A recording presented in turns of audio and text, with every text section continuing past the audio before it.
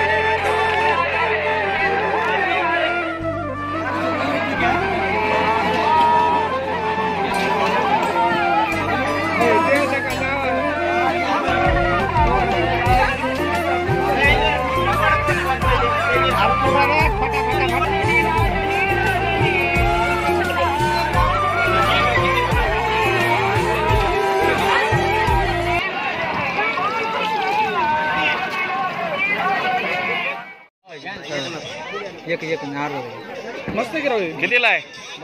10ला। काय नाव आहे त्याचं? पिओ पिओ म्हणा एकदा।